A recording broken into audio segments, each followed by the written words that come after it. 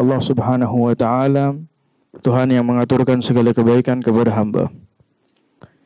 Yang mana kita sebagai hamba Allah Subhanahu wa taala perlu berusaha untuk sentiasa mencari rahmat Allah. Yang mana kita sebagai hamba Allah Subhanahu wa taala perlu usaha untuk mencari hidayah daripada Allah.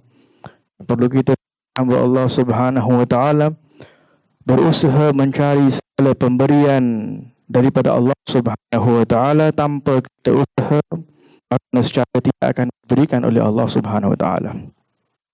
Bila mana usaha kita minta kepada makhluk Allah, bila mana memperbanyak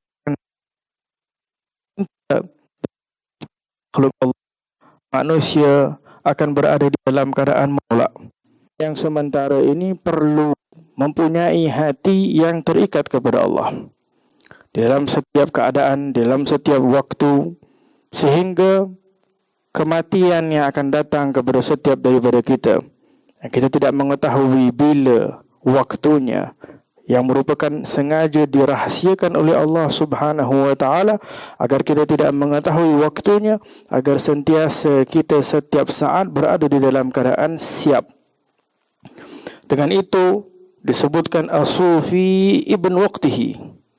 Sufi yang bermaksud orang-orang yang dekat kepada Allah Subhanahu wa taala. Dan sufi juga dimaksudkan orang yang hatinya jernih, hatinya bersih. Bukan yang dimaksudkan zaman sekarang ini begitu banyak daripada makna-makna tasawuf yang tidak benar di dalam ajaran dan di dalam yang banyak tersebar saat ini. Sufi yang sebenar adalah orang-orang yang berusaha memperbaiki akhlak dan adabnya. Sufi yang sebenar adalah orang-orang yang mempunyai hati yang ingin untuk bersama dengan Rasulullah SAW. Kerana mereka mengetahui, kata Rasulullah, kelak di akhirah orang yang berada dekat dengan Rasulullah adalah yang mempunyai akhlak yang mulia, adalah yang memperbanyakkan salawat kepada baginda Rasulullah SAW. Maka dengan itu sufi ibn waqtihi, kata ulama, sufi itu anak kepada waktunya. Apa maksud anak kepada waktunya? Yakni setiap saat dia hadir, setiap saat dia jujur, setiap saat dia ikhlas, setiap saat dia mencari keridaan Allah Subhanahu wa taala, sehingga kembalinya dia kepada Allah berada di dalam keadaan diridai oleh Allah. Dengan itu Nabi SAW bersabda dalam hadis, man ahabba liqa Allah, ahabballah liqa'ah. Kata Nabi SAW, barang siapa yang rindu hatinya, cinta hatinya, tak sabar nak jumpa kepada Allah, maka Allah juga rindu dan tak sabar nak jumpa kepada hamba tersebut.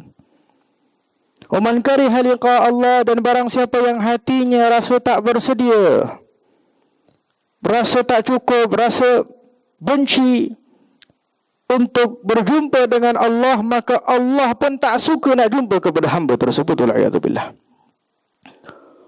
Berkata ulama, apa yang dimaksudkan? Sayyidatina Aisyah tanya, ya Rasulullah, semua orang takut, yakni tak suka kematian. Akan tetapi disebutkan di dalam firman Allah Subhanahu wa taala, orang-orang yang secara semula jadi akan hatinya tak mampu nak mencintai dan merindui Allah Subhanahu wa taala adalah orang-orang yang radu bil hayatid dunya wa tuma'annu biha. Kata Allah Subhanahu wa taala adalah orang-orang yang redha kehidupan dunia sementara ni seolah-olah cukup dah baginya. Wa tuma'annu biha. Subhanallah, Allah berkata mereka rasa tenang di dalamnya. Di dunia ni rasa macam seolah-olah tenang. Waradu biha, dan Allah Subhanahu wa taala berkata seolah-olah dia ini terikat hatinya kepada dunia dan merasa tenang dengan keduniaan. Maka dengan itu kata Allah Subhanahu wa taala, nah mereka inilah yang akan dicampakkan oleh Allah ke dalam api neraka. Wal'iyadzubillah. Yang kita bermohon moga-moga kita semua insya-Allah diselamatkan oleh Allah Subhanahu wa taala. Amin ya rabbal alamin. Secara semula jadi hati akan tidak boleh mencintai dan merindui Allah bila mana hati terikat kepada dunia. Apatah lagi bila mana radu bil hayatid dunia, redha kehidupan dunia yang sementara, watma'annu biha, dan rasa tenang di dalam kehidupan yang sementara ini, yang mana Allah Subhanahu wa taala memberitahu keadaan orang-orang yang beriman, hakikatnya mereka tak tenang. Bagaimana maksud mereka tidak tenang? Karena ketenangan mereka hanya apabila mereka ingat kepada Allah Subhanahu wa taala. Kehidupan dunia tidak akan membuat mereka tenang. Tetapi saat ingat kepada Allah Subhanahu wa taala sahajalah yang membuatkan mereka berada di dalam keadaan tenang. Dengan itu disebutkan oleh Imam Hasan Al-Basri rahimahullah taala, orang munafik bila mana semakin banyak beramal, dia semakin merasai tidak takut. Pasal apa? Setiap kali dia beramal, dia mempunyai hati yang merasai lagi banyak lagi orang kat sana buat dosa. Aku alhamdulillah hari ni aku buat. Hari ni aku hadir majlis ilmu, ada orang tak hadir. Aku dah lakukan ini, aku dah lakukan itu, aku dah lakukan ini, orang lain tak lakukan. Sedangkan orang-orang mukmin bila mana beribadah, dia semakin takut kepada Allah Subhanahu wa taala. Macam mana? Dia merasai setiap amalan yang dilakukan adakah diterima oleh Allah ataupun tidak. Siapa yang boleh menjaminkan kita setiap amalan yang kita lakukan akan dikabulkan oleh Allah? Salat kita belum tentu akan dikabulkan oleh Allah Subhanahu wa taala. Amalan yang kita lakukan belum tentu akan dikabulkan oleh Allah Subhanahu wa taala. Kalau Nabi SAW berkata, sesungguhnya la yadkhulul jannah, tidak akan masuk ke dalam syurga Allah hati yang mempunyai walaupun sekecil biji sawi, kecil dalam hatinya sifat sombong. Amalan yang banyak, sifat sombong yang kecil ini membuatkan dia tak layak lagi masuk ke dalam syurga Allah Subhanahu wa taala. Iblis, syaitan, al-a'yadzubillah, matrud min rahmatillah, dikeluarkan daripada rahmat Allah hanya dengan satu penyakit dalam hatinya, iaitu penyakit ujub, yang merasai bahawa aku dah melakukan, aku dah beribadah, aku dah buat segala-galanya. Kenapa aku nak kena sujud kepada Nabi Adam ini baru dicipta oleh Allah Subhanahu wa taala? Sehingga disebutkan bahawasanya ini iblis, syaitan dah pernah sujud di setiap kawasan di atas muka bumi ini kepada Allah Subhanahu wa taala. Dengan sujudnya dia kepada Allah, diangkat oleh Allah. Iblis ini dinamakan Tawusul Malaikah. Dia ini bukan lagi beribadah bersama para syaitan yang lain, dia beribadah sama para malaikah. Tetapi bila mana datang perintah Allah sujud kepada Nabi Adam, keluar hakikat yang ada di dalam hati yang menyebabkan segalanya dikeluarkan oleh Allah Subhanahu wa taala. Hatinya merasai anani, aku dah buat. Tadi semua aku dah buat, aku dah solat, aku dah beramal dan sebagainya dan sebagainya. Maka setelah datangnya sifat ujub, maka timbullah segala sifat-sifat yang lain, sombong. Setelah itu datang lagi sifat yang lain, dengki. Apa anak Adam ni? Allah suruh sujud kepada Adam, tetapi kerana tadi dah start ujub, datang sombong, merasai dirinya hebat. Lepas tu datang pula kedengkian. Aku dengki dengan ni anak Adam ni. Ini dia punya pasal aku keluar. Dengan itu disebutkan dia minta kepada Allah, ya Allah, subhanallah, ini iblis dah dikeluarkan daripada rahmat Allah kerana tak mau sujud. Dia salahkan siapa? Dia salahkan Allah Subhanahu wa taala. Dia kata, fa bima aghwaytani, engkau telah menyesatkan aku ya Allah. Apa jadi? Aku akan rosakkan anak-anak Adam ni semua. Aku akan datang daripada kanannya, aku akan datang daripada kirinya, aku akan datang daripada depannya, aku akan datang daripada belakangnya, sehingga engkau dapati anak-anak Adam ini tidak akan bersyukur lagi kepada engkau, wahai Allah. Bermula dengan satu penyakit ujub tadi, karena merasai ana. Dengan itu orang yang pertama sebut kalimat ana adalah iblis. Ana, aku dah buat, aku dah tolong, aku dah beri. Maka dengan itu hadirin dan hadirat yang dirahmati oleh Allah Subhanahu wa taala, perlunya kita sentiasa bermohon dan meminta kepada Allah agar Allah membersihkan hati kita, agar Allah mengurniakan keikhlasan kepada hati kita, agar Allah mengurniakan kejujuran kepada hati kita. Di dalam firman Allah Subhanahu wa taala, bila mana iblis tadi minta kepada Allah, ya Allah, Karena engkau telah sesatkan aku, biar aku kekal. Aku nak hidup sampai yaumul qiyamah. Aku akan kacau tadi anak Adam semua tu. Kanan, kiri, depan, belakang akan datang. Kecuali illa yang aku tak boleh kacau, ibadikal mukhlasun. Hamba-hambamu yang ikhlas. Hamba-hambamu yang ikhlas, kata Allah Subhanahu Wa Taala. Orang yang ikhlas, syaitan tak boleh dekat. Orang yang ikhlas, syaitan tak boleh dekat. Dengan itu hadirin dan hadirat yang dirahmati oleh Allah Subhanahu Wa Taala, saat Sayyidina Mu'adz bin Jabal pernah bertanya kepada Rasulullah tentang banyak amalan itu dan ini dan sebagainya, kata Rasulullah, wahai Mu'adz, akhlis amalak, ikhlaskanlah amalanku, yakfika walau qalil, sedikit pun dah cukup. Akhlis, yang penting kau ikhlas. Amalan yang sedikit pun cukup insya-Allah di sisi Allah Subhanahu Wa Taala. Zaman sekarang kita hadirin dan hadirat, kita berada di dalam zaman yang penuh dengan fitnah. Kita berada di zaman yang mana kita banyak tertipu dengan hawa nafsu kita. Tertipu dengan teman kita. Tertipu dengan kawasan, tertipu dengan keadaan, tertipu dengan berbagai perkara, kerana Nabi SAW sudah pun memberitahu bahawa sesungguhnya kita akan mengikuti ni jejak langkah Yahudi dan Nasrani, walaupun sehingga sampai kepada lubangnya biawak. Kata Rasulullah SAW, maka dengan itu kata Nabi, setiap anak yang dilahirkan di dalam keadaan fitrah, bersih, suci semua.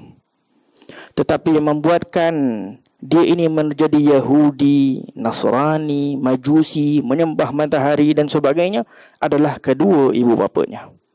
Zaman dulu tak ada internet, tak ada handphone, tak ada macam-macam benda ni. Jadi yang terbiah mak bapak. Zaman sekarang media yang terbiah anak. Seorang ibu pakai aurat tutup, anak perempuannya buka aurat. Seorang ayah kaki solat, sentiasa solat, berzikir, anaknya kaki minum keras, minum minuman keras. Ayahnya istiqamah di dalam kebaikan, pergi ke masjid, anaknya pergi ke disko. Daripada mana datang? Karena terbiah dah masuk di dalam rumah, kita buka pintu. Melalui televisyen, melalui handphone, melalui segala macam benda, ini hakikatnya merupakan ujian. Dan ujian ini bukan diberikan oleh Allah Subhanahu Wa Taala kepada kita hanya begitu sahaja, tetapi Allah Subhanahu Wa Taala ingin memberikan darajat yang tinggi. Sehingga disebutkan suatu ketika saat Rasulullah SAW duduk dengan para sahabat, kata Rasulullah SAW, akan datang zaman yang mana zaman tersebut amat sukar nak berpegang kepada agama. Nak berpegang kepada agama seperti seseorang memegang bara api di tangannya. Malam Muslim, pagi kafir. Pagi Muslim, malam kafir. Dah datang dah zaman sekarang. Berubah pemikiran, sekejap tak percaya kepada Tuhan, sekejap tak percaya kepada Nabi Muhammad, malam percaya, besok tak percaya, lusa masuk agama lain dan sebagainya, dah datang di dalam zaman ini. Kata Rasulullah SAW, pada zaman tersebut, kata Nabi, orang-orang yang dapat beramal, berpegang teguh kepada agama, setiap amalannya adalah sama seperti 50 orang. 50 orang, sahabat tanya kepada Nabi, ya Rasulullah, 50 orang daripada maksudnya apa 50 orang? Kata Nabi SAW, amalan mereka lakukan sama seperti 50 orang minkum, yakni para sahabat. Amalan mereka ini akan sama lebih dari seperti seolah-olah 50 orang sahabat beribadah kepada Allah Subhanahu Wa Taala. Ajib. Ini nikmat yang besar sebetulnya. Karena amalan yang sedikit digandakan oleh Allah. Amal as-sahabah, amalannya sahabah Nabi SAW. Karena dahsyatnya fitnah yang datang di akhir zaman. Maka dengan itu, bila kita mengetahui keadaan seumpama ini, perlulah kita berhati-hati.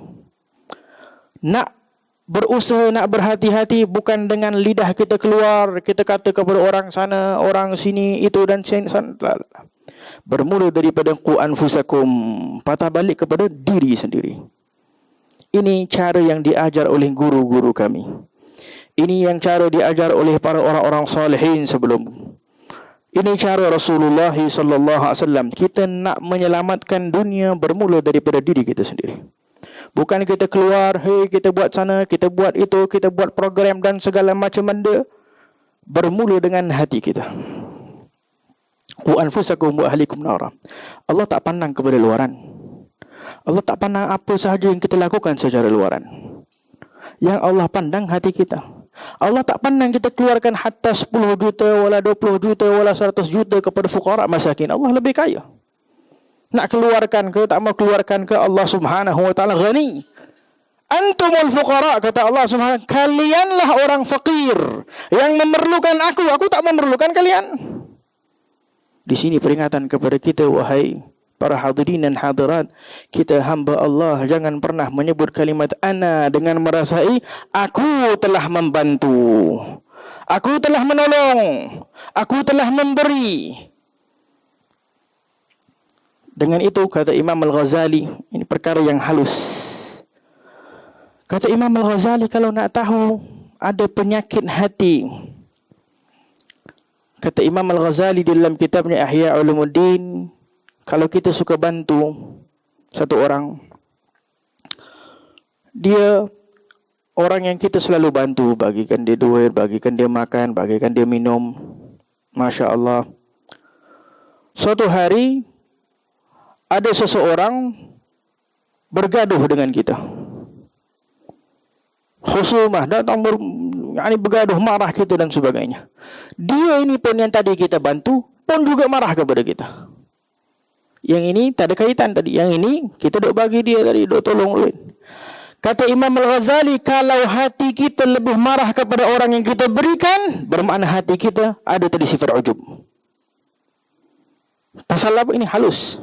Pasal aku dah tolong dia segala macam benda macam ni kau lakukan kepada aku. Ini kan taufik datang daripada Allah. Siapa yang berikan kau harta? Bukankah daripada Allah? Siapa engkau untuk berada dalam keadaan sombong, merasa diri lebih baik daripada yang lain saat kau mengeluarkan hartamu? Adakah kau dah jamin yang kau keluarkan itu kabul di sisi Allah? Dah jamin dah? Dah masuk syurga dah? La wallah. Dengan itu, orang-orang salihin mengajarkan kepada kita untuk menjadi hamba Allah subhanahu wa ta'ala. Bukan hamba syaitan, bukan hamba hawa nafsu kita, tetapi menjadi hamba Allah subhanahu wa ta'ala. Maka dengan itu hadirin dan hadirat yang dirahmati oleh Allah subhanahu wa ta'ala, bagaimana cara dan jalan untuk kita menuju kepada jalan yang mulia ini? Untuk menjadi orang ikhlas, orang yang jujur, agar kita tak diganggu oleh syaitan wal'iyadzubillah, agar keluarga kita tak diganggu oleh syaitan wal'iyadzubillah. Macam mana caranya? Caranya diberitahu oleh Allah subhanahu wa ta'ala di dalam Al-Quranul Karim, ya ayyuhalladzina amanu taqullaha wa kunu ma'as sadiqin. Kata Allah subhanahu wa ta'ala, wahai orang yang beriman, bertakwa kamu kepada Allah. Masing-masing usaha untuk bertakwa kepada Allah. Masing-masing usaha ada waktu salat. Masing-masing usaha ada waktu dia keluarkan zakat, dia melakukan segala macam jenis amalan yang baik, lakukan. Ittaqullah. Setiap Jumaat kita dengar ittaqullah. Sekarang pun dah susah nak mendengar ittaqullah. Jumaat semua dah tutup. Maka dengan itu Allah subhanahu wa ta'ala mengingatkan kepada kita, ya ayyuhalladzina amanu, wahai orang beriman, bertakwa kepada Allah. Ini perintah setiap daripada kita. Wa kunu ma'as sadiqin. Kata Allah subhanahu wa ta'ala, tak cukup sampai situ saja. Kalau situ saja senang. Masing-masing beribadah, masing-masing tak perlu kepada guru, tak perlu kepada, lah khalas. Aku dah kumpul duit semua, aku nak membina masjid. Aku dah kumpul ini semua, aku nak melakukan kebaikan itu. Kebaikan ini, kebaikan itu, kebaikan, macam-macam jenis kebaikan. Adakah kita mengetahui itu baik untuk kita ataupun tidak? Suatu ketika datang seseorang kepada Imam Abdullah bin Al-Haddad. Dia berkata, wahai Imam, aku dah ada duit ni. Aku nak membina masjid. Kata Imam Abdullah bin Al-Haddad, kau nak membina masjid? Sedangkan Imam Haddad mengetahui keadaan Imam Haddad ini orang yang matanya buta tetapi hatinya tak buta. Kata Imam Haddad, Betul ke kau nak bina masjid ni? Imam Haddad tahu bahawa sesungguhnya keluarga dia masih ada fakir miskin. Keluarganya masih fakir miskin itu, yakni wangnya banyak, benda lagi boleh dilakukan. Masjid pun dah ada dan sebagainya. Kata Imam Abdul Haddad, Imam Haddad nak test dia. Wahai fulan, kalaulah engkau nak membina masjid, engkau bina masjid.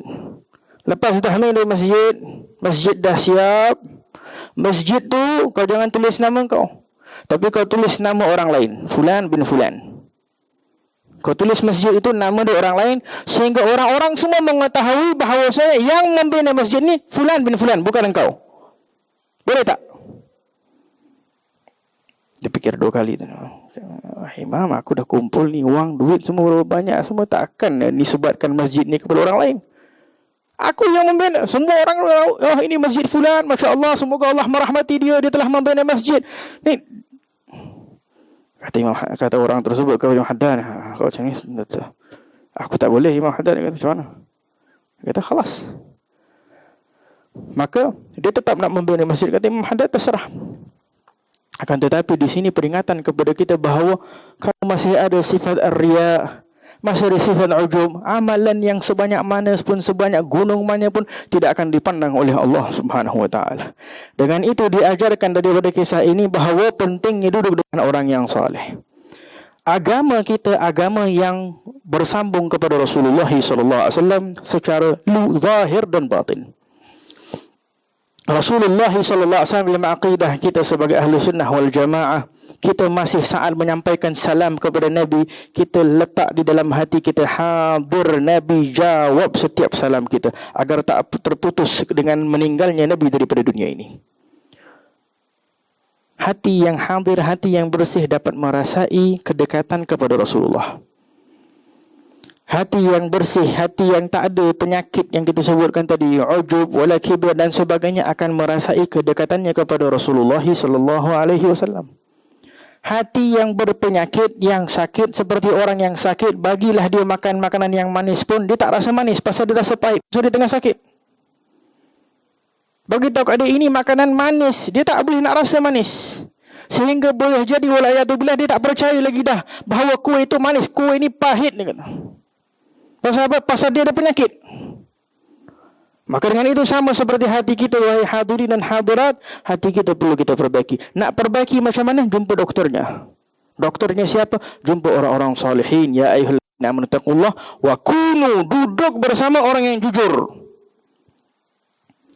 Duduk bersama orang yang jujur dan ikhlas. Ini perintah daripada Allah, mengisyaratkan kepada kita. Allah tak berkata, wahai orang yang beriman, bertakwa kepada Allah, jadilah engkau orang yang jujur, jadilah engkau orang yang ikhlas. Tak, Allah kata, duduk bersama orang yang jujur dan ikhlas. Kepentingan dan wajib mempunyai guru. Sebagai isteri, suami perlu menjadi guru. Suami tak boleh nak membimbing, kena mencari guru di luar, wajib hukumnya. Sehingga tidak menjadi sebab suami membimbing kepada neraka, wal'iyadzubillah. Sebagai lelaki wajib mempunyai guru yang dapat mengeluarkan segala sifat mazmumah dalam hati, mengikuti jejak langkah Rasulullah, akhlak, adab dan ikhlas kepada Allah Subhanahu wa taala. Dengan itu datang orang kepada Imam Abdullah bin Haddad, ada yang duduk 3-4 bulan, ada yang duduk setahun 2 tahun. Kata Imam Haddad, ada yang perlukan setahun 2 tahun nak keluarkan sifat yang keji daripada hati dia. Pasal dah tebal, dah penuh dengan maksiat sana dan sini dan sebagainya. Maka dengan itu hadirin dan hadirat yang dirahmati oleh Allah Subhanahu wa taala, dengan duduknya kita kepada orang yang jujur dan ikhlas, akan mengalirlah keikhlasan dan kejujuran. Zaman sekarang kalau kita ikhlas di dalam menonton hatta melalui media kepada orang yang ikhlas, insya-Allah semoga masuk juga ke dalam hati kita keikhlasan dan kejujuran kepada Allah Subhanahu wa taala. Itu kita ambil kesempatan daripada media yang ada dan sebagainya. Setiap yang mempunyai mungkin media dan sebagainya, gunakan untuk menyebarkan nur dan cahaya, sehingga dengan cahaya keikhlasan dan kejujuran mengalir. Tetapi syaratnya bagaimana? Bukan hanya berdakwah dengan lisan kita, tetapi dengan hati yang ikhlas. Imam Abdullah bin Ali al-Haddad pernah berkata, orang yang ikhlas dan jujur, walaupun kadang boleh jadi percakapan dia menyampaikan dakwah kadang tak fasih, yakni dia tak adalah aturan, yakni cakapan dia teratur macam tu, tak. Kalaupun tak fasih, kata Imam Abdullah bin Ali Haddad, hati akan tenang bila dengar, masuk kerana cahaya yang masuk. Ada setengah orang tu punyalah perkataan dia fasih, diatur cakapan dia dan sebagainya, tapi wahsyatun fil qalb, kerana dia munafik, dia bukan ikhlas kerana Allah, tak boleh nak masuk dalam hati, membuatkan hati rasa tak tenang dengar. Saya tutup dengan sebuah kisah yang disebutkan oleh Imam Al-Ghazali dalam kitabnya Ihya Ulumuddin. Peringatan kepada kita semua. Kata Imam Al-Ghazali, suatu ketika pada zaman Bani Israel, ada seorang abid, hamba Allah, ahli ibadah. Dia ini kaki beribadah kepada Allah, beribadah, istiqamah, salat dan segala macam benda. Suatu ketika datang sebuah kaum menyampaikan bahawa, wahai fulan, sesungguhnya ada satu kawasan ini mereka duk menyembah pokok. Satu pokok dijadikan Tuhan, disembah ni pohon. Ghairah datang dalam hati, macam mana ni? Tak boleh. Sama seperti kita zaman sekarang, orang duk kutuk Nabi Muhammad SAW. Tak boleh ni. Macam mana? Walhasil, ini orang pun terus pergi ambil kapak, nak pergi potong tu kayu pokok. Dia nak keluar, nak ambil kapak, sekarang dia nak potong ni potong kayu. Ini menjadi sebab orang sembah kepada pohon, tak sembah kepada Allah Subhanahu Wa Taala. Dia ambil ini kapak, dia pun keluar dengan semangat. Kerana apa? Apa yang menggerakkan dia tadi itu? Kerana hatinya cinta kepada Allah, dia beribadah kepada Allah Subhanahu Wa Taala tadi. Maka dia keluar dengan kapak. Dalam perjalanan menuju nak pergi kepada pohon ni tadi, tiba-tiba datang seorang syekh. Kata Imam Al-Ghazali, iblis yang menyerupai syekh. Yakni syekh di sini boleh di dua makna. Boleh jadi orang yang tua ataupun boleh jadi orang yang nampak alim, nampak saleh. Syekh ni tahan. Ya fulan, nak pergi mana ni? Dia kata, aku nak pergi sana, nak pergi potong pokok kerana ada orang duk sembah pokok. Dia kata, wahai fulan, yakni engkau bukan nabi wala rasul. Kalau engkau nabi, dah Allah akan memerintahkan nabi dan rasul untuk kaum masing-masing akan dipotong ni pokok. Apa kaitannya dengan kau? Kau beribadah apa semua, habis cerita. Apa yang dapat manfaat daripada kau potong? Lah, aku nak potong juga. Dia tetap bagi nasihat. Tetap dia mempunyai ghirah tadi, semangat tetap untuk agama Allah Subhanahu Wa Taala. Akhirnya bergaduh dengan ni syekh. Syekh ni pun tolak, dia tolak dalam sekali bergaduh, dia tolak syekh ni langsung jatuh. Syekh ni pun terbaring. Jangan kacau aku nak pergi potong. Syekh ni pun tak boleh buka. Okey, dah khalas. Kata syekh. Tunggu sekejap, kata. Aku bagi kau satu, aku nak cakap something, dia kata. Baik. Tunggu satu saja, aku nak bagi tahu kau satu benda saja sebelum kau pergi. Nak bagi kau satu offer. Apa dia? Kata orang tersebut kepada syekh, orang syekh tersebut berkata kepada ahli ibadah tadi, macam inilah. Engkau ni hidup miskin. Kau tak punya apa-apa, kau beribadah kepada Allah, kau doa solat, entah makan kadang ada, entah kadang tak ada dan sebagainya, macam inilah. Aku bagi kau satu offer. Setiap hari aku akan letak 2 dinar emas di bawah bantalmu. Engkau boleh guna ini 2 wang. Engkau boleh bantu orang susah, kau boleh menolong orang, engkau boleh tolong keluarga engkau boleh melakukan macam-macam jenis benda kau. Ini lagi afdal daripada engkau potong pokok, belum tentu Allah kabul atau tak kabul. Kalau ada Nabi datang dan Nabi dah suruh khalas, yani tak ada kaitan dengan kau. Ini kau boleh bantu orang. Dia pun fikir-fikir balik. Okeylah, saya terimalah ni offer. Khalas, dia pun patah balik. Hari pertama tidur, besok bangun, ada 2 dinar emas. Masya Allah, alhamdulillah. Keluarlah dia pun, keluarkan sedekah, Masya Allah. Keluarkan, bagi kepada orang susah, bagi kepada fakir, fuqara, masakin semua. Berlalu 1 hari. Besok pagi bangun, dah beribadah, semua tengok. Dia solat tak tinggal, solat tetap solat dan sebagainya. Bangun, tidur, ada 2 dinar. Masya Allah, alhamdulillah. Keluarkan lagi sedekah dan sebagainya. Hari ketiga dia bangun, buka belakang, 2 dinar dah tak ada. Kata, ni kurang hajar punya syekh. Dia dah tipu aku.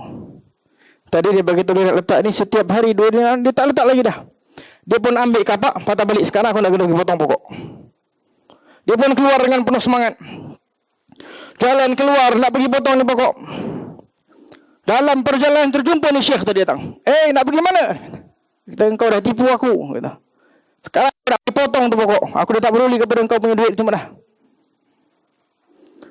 Bila dia nak pergi potong pokok, Syekh ni pun tak bagi dia potong. Syekh ni menghalang. Dia beritahu, aku nak pergi potong juga. Kau tak bagi aku duit dan kau tak letak. Kau dah janji kau tak letak. Aku nak pergi potong. Kata Syekh tersebut, aku tak akan memberikan engkau izin untuk pergi. Bergaduh dia macam Hawal. Bertolak. Ini orang yang Syekh tadi awal yang sekali saja dijatuhkan oleh ini orang abid.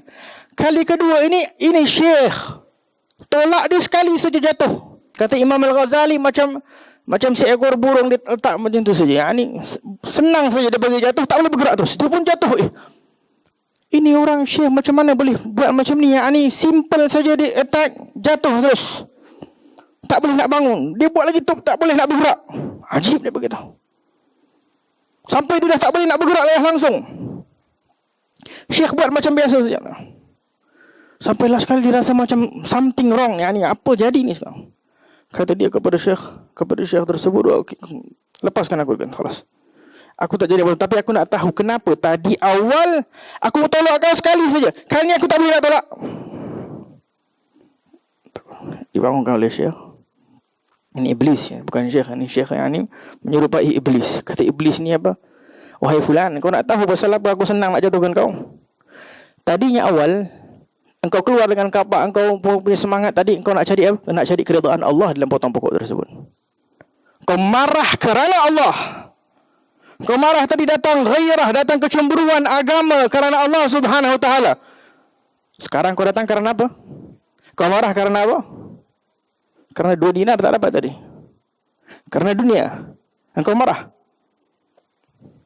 Maka dengan itu kata Imam Al-Ghazali rahimahullahu taala, inilah datang di dalam firman Allah pengajaran kepada kita bahawa orang yang ikhlas diberikan kekuatan oleh Allah.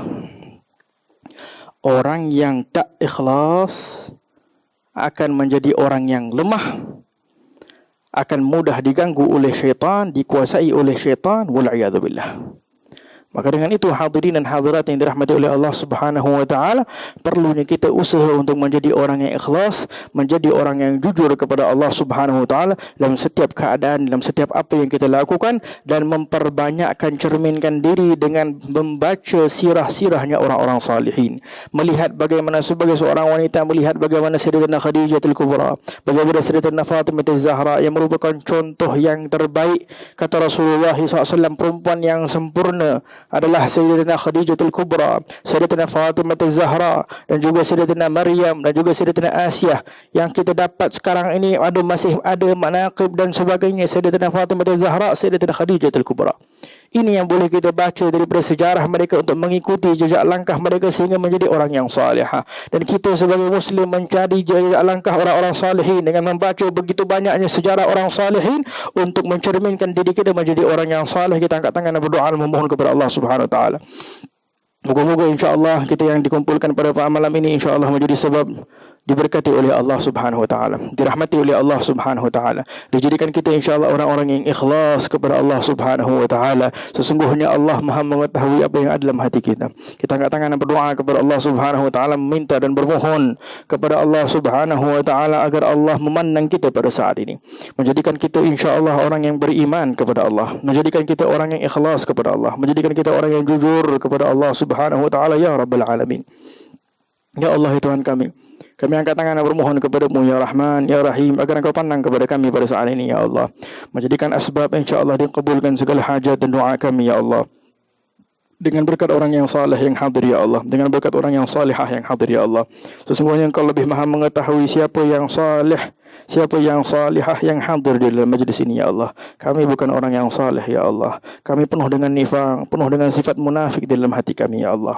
Kami orang yang banyak penyakit ya Allah, yang datang kepadamu saat ini ya Allah, meminta agar Engkau mengobati hati kami ya Allah. Datang kepada majlis untuk kita bersalawat kepada Rasulullah, menghadirkan hati kita saat bersalawat kepada Rasulullah dengan berharap Nabi SAW mengobati hati kita, dengan berharap agar Nabi Muhammad SAW merahmati kita, dengan agar Nabi Muhammad SAW, kecintaan Nabi SAW masuk ke dalam hati kita, kerinduan kepada Nabi Muhammad SAW masuk ke dalam hati kita, sehingga tidak kita hidup di dunia ini hanya sebatas untuk mencari dunia, akan tetapi untuk mencari keridhaan Allah dan Rasulullah SAW. Kita bermohon kepada Allah agar moga-moga Allah menjadikan kita orang-orang yang setiap saat rindu kepada Rasulullah SAW, rindu kepada Rasulullah SAW, rindu kepada Rasulullah SAW, rindu untuk melihat wajah baginda Rasulullah, rindu untuk berada dekat dengan Rasulullah SAW. Kita angkat tangan dan bermohon kepada Allah, moga-moga kita semua seperti mana berkumpul pada waktu ini dikumpulkan kelak bersama Rasulullah.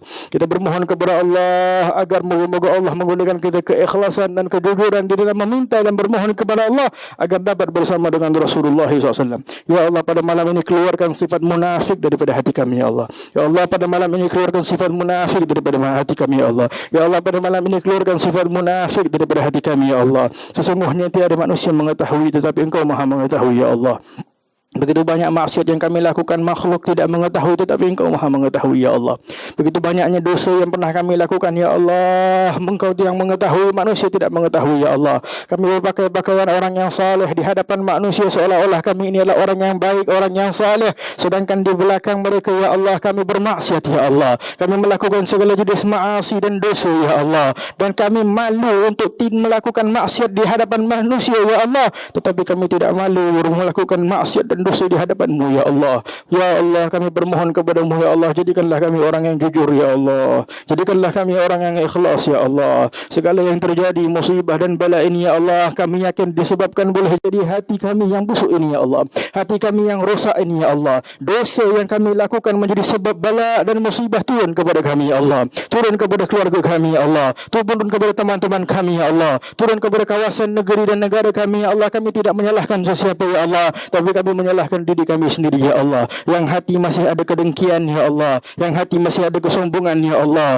yang hati masih ada hasad dan dengki dan iriya dan ujub dan sebagainya ya Arhamar Rahimin. Ya Allah, janganlah Kau jadikan kami orang yang rugi ya Allah. Orang yang rugi yaitu orang yang banyak beramal tetapi hatinya tidak ikhlas kepada-Mu ya Allah. Orang yang banyak beramal kerana makhluk tetapi bukan beramal kerana Khalik ya Allah. Banyak beramal untuk mencari pujian manusia tetapi tidak mencari keridhaan Allah Subhanahu wa taala. Banyak mencari ya Allah keduniaan tetapi tidak mencari keridhaan Allah dan Rasulullah sallallahu alaihi wasallam. Sedangkan kami mengetahui setiap saat boleh jadi kami akan dipanggil oleh-Mu ya Allah. Setiap saat boleh jadi kami akan dipanggil oleh-Mu ya Allah. Dan Engkau mengantar peringatan demi peringatan, penyakit itu dan sebagainya yang boleh mematikan, peringatan kepada kita bahawa kita boleh saja akan dikembalikan oleh Allah bila-bila masa. Kita bermohon kepada Allah agar moga-moga Allah mengurniakan kepada kita hati yang rindu kepada Allah dan Rasulullah saat kita kembali kepada-Mu ya Allah. Ya Allah, kami bermohon kepada-Mu ya Allah, saat seorang datang kepada Rasulullah dan meminta kepada Allah Subhanahu wa taala, memberitahu kepada Rasulullah, ya Rasulullah, bila akan terjadinya qiyamah, yang mana merupakan kiamat itu adalah kematian kita. Kata dia kepada Rasulullah, ya Rasulullah, bila akan terjadinya qiyamah, yakni kematian kita ya Rasulullah. Kata Rasulullah, ada tak apa yang Kau telah siapkan? Kami tak siapkan apa-apa, kata orang. Aku tak ada banyak amalan, salat itu dan sebagainya sedikit, tapi aku mempunyai hati yang cinta kepada Allah dan cinta kepada Rasulullah sallallahu alaihi wasallam. Nabi langsung jawab, anta ma'aman ahbabta, engkau bersama dengan siapa yang kau cintai. Kami bermohon kepada Allah, ya Allah, jadikanlah Allah, walaupun amalan kami tak banyak, walaupun amalan kami tak banyak dan kami tak tahu akan dikabulkan oleh Allah atau tidak akan, tetapi jadikanlah kami orang yang cinta kepada Rasulullah. Jadikanlah kami dan keluarga kami orang yang cinta kepada Rasulullah, yang saat menyebutkan selawat kepada Rasulullah, mata mampu mengalir rindu kepada Rasulullah. Ya Allah, kami menangis dan bermohon kepada-Mu ya Allah. Berlalunya waktu, minggu demi minggu, bulan demi bulan, tahun demi tahun, tidak pernah kami mengalir air mata kerana rindu kepada Rasulullah. Kami mengalirkan air mata kerana kekurangan harta, kekurangan dunia dan sebagainya, tetapi berlalunya waktu tidak pernah mengalirnya air mata karena rindu kepada Rasulullah. Tidak pernah mengalirnya air mata karena merasa salah atas segala dosa yang pernah kami lakukan. Ya Allah, betapa kerasnya hati kami, ya Allah. Ya Allah, kami tidak rida diri kami berada dalam keadaan sedemikian, ya Allah. Kepadamu kami meminta dan berharap, ya Allah, berkat Rasulullah sallallahu alaihi wasallam, berkat orang-orang salihin, ya Allah, orang-orang yang ikhlas, orang-orang yang jujur yang hadir di dalam majlis kami, ya Allah. Jadikanlah kami orang yang ikhlas, ya Allah. Jadikanlah kami orang yang jujur, ya Arhamar Rahimin, ya Arhamar Rahimin, ya Arhamar Rahimin, ya Allah, ya Rahman. Allahumma ya muhawwilil ahwal, hawwil halana ila hasani hal, ya muqallibal qulubi wal absar, thabbit qulubana ala dinika wa ala ta'atika, ya Arhamar Rahimin. Allahumma tub alaina tawbatan nasuha, zakina biha jisman wa qalban wa aqlan wa ruha, tahhir qulubana wa nawwir qulubana wa mla qulubana bit ta'zim, nu'azzimuka kamal ta'zim wa nu'azzim habibuka sayyidina Muhammadin sallallahu alaihi wasallam kamal ta'zim birahmatika ya Arhamar Rahimin, ya Arhamar Rahimin, ya Arhamar Rahimin. Ya Allah, sama-sama kita menyebut kalimat ya Allah dengan niat moga-moga Allah Subhanahu wa taala mengeluarkan sifat munafik daripada hati kita, sifat-sifat yang keji yang moga-moga menjadi sebab pada malam ini dipenuhi hati kita dengan cahaya dan cinta kepada Allah dan Rasulullah. Sama-sama kita sebut dengan hati yang hadir, ya Allah, ya Allah, ya Allah, ya Allah, ya Allah, Allah, ya Allah, Allah, ya Allah, Allah, ya Allah, Allah, ya Allah, ya Allah, ya Allah, Allah, ya Allah, ya Allah, ya Allah, Allah, ya Allah, Allah, ya Allah, ya Allah, ya Allah, Allah, ya Allah, ya Allah, ya Allah, Allah, ya Allah, ya Allah, ya Allah, ya Allah, ya Allah, ya Allah, Allah, ya Allah, ya Allah, ya Allah, Allah, ya Allah, Allah, ya Allah, ya Allah, ya Allah, ya Allah, ya Rahman, ya Rahim, ya Allah, ya Rahman, ya Rahim, ya Allah, ya Rahman, Rahim, ya Allah, ya Rahman, Rahim. La ilaha illallah, la ilaha illallah, la ilaha illallah, illallah, la ilaha illallah, la ilaha illallah, la ilaha illallah, la ilaha illallah, la ilaha illallah.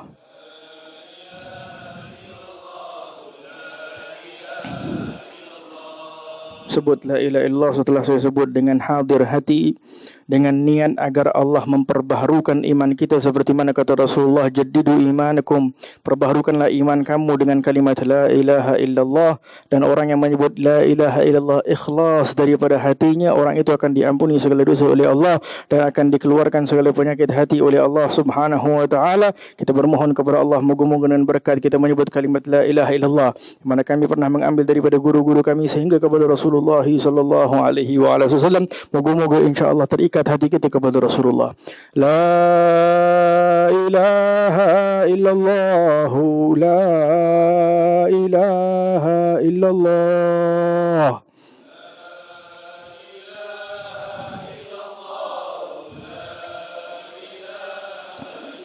La ilaha illallah, la ilaha illallah.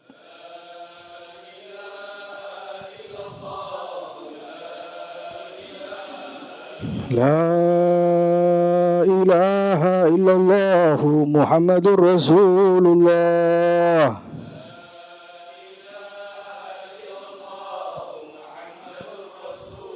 alaiha nahya wa alaiha namut wa alaiha nab'atsu insyaallah minal aminin. Kita bermohon kepada Allah moga-moga kita semua insyaallah dikurniakan husnul khatimah, husnul khatimah, husnul khatimah, dipermudahkan setiap daripada kita insyaallah akhir umur dapat menyebut kalimat la ilaha illallah Muhammadur Rasulullah sallallahu alaihi wasallam. Kita bermohon kepada Allah dan berdoa moga-moga Allah kabulkan majlis kita insyaallah. Setiap yang menjadi sebab usaha untuk mengatur majlis pada malam ini menjadi insyaallah asbab diberkati oleh Allah dan dikabulkan oleh Allah Subhanahu wa taala. Ya arhamar rahimin, ya arhamar rahimin, ya arhamar rahimin. Wa sallallahu ala sayyidina Muhammadin wa alihi wasallam. Walhamdulillahirabbil alamin.